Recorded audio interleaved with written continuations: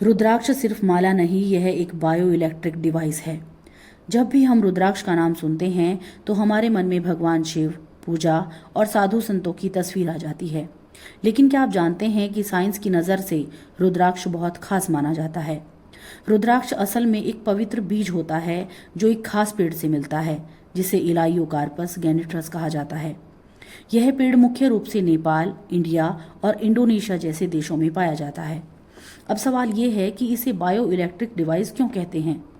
कुछ रिसर्चर्स और spiritual scientist का मानना है कि रुद्राक्ष के बीज में प्राकृतिक इलेक्ट्रोमैग्नेटिक प्रॉपर्टीज होती हैं। जब कोई व्यक्ति इसे अपने शरीर पर पहनता है तो ये हमारे शरीर के बायो इलेक्ट्रिक फील्ड के साथ इंटरैक्ट करता है। आपका शरीर भी एक तरह का बायो इलेक्ट्रिक सिस्टम है। आपका दिल, दिमाग और नसों का नेटवर्क लगातार इलेक्ट्रिकल सिग्नल्स के जरिए काम करता है। इसी कारण कुछ लोग मानते हैं कि रुद्राक्ष इन सिग्नल्स को बैलेंस करने में मदद कर सकता है। कई लोग ये भी बताते हैं कि रुद्राक्ष पहनने से उनका स्ट्रेस कम होता है, ब्लड प्रेशर संतुलित महसूस होता है और मन ज़्यादा शांत रहता है। यही कारण है कि प्राचीन योगियों और साधुओं ने इसे मेडिटेशन टूल के रूप में अपनाया। स्पिरिचुअलिटी में कहा जाता है कि रुद्राक्ष शरीर की एनर्जी को स्टेबलाइज करता है। जब कोई व्यक्ति मेडिटेशन करता है और साथ में रुद्राक्ष पहनता है तो उसका फोकस बढ़ सकता है और मन जल्दी शांत हो सकता है।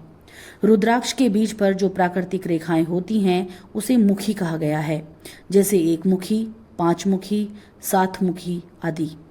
हर मुखी रुद्राक्ष को अलग अलग एनर्जी पैटर्न से जोड़ा जाता है। सबसे ज्यादा लोग पांच मुखी रुद्राक्ष पहनते हैं क्योंकि इसे सामान्य जीवन के लिए संतुलित और सुरक्षित माना जाता है।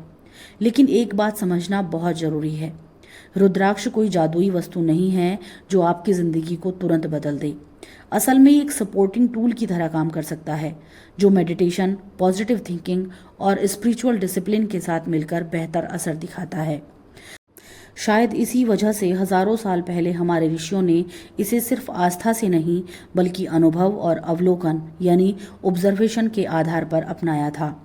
तो नेक्स्ट टाइम जब आप किसी के गले में रुद्राक्ष माला देखें तो याद रखिए, यह सिर्फ एक धार्मिक प्रतीक नहीं बल्कि नेचर और ह्यूमन एनर्जी सिस्टम के बीच एक दिलचस्प कनेक्शन भी हो सकता है।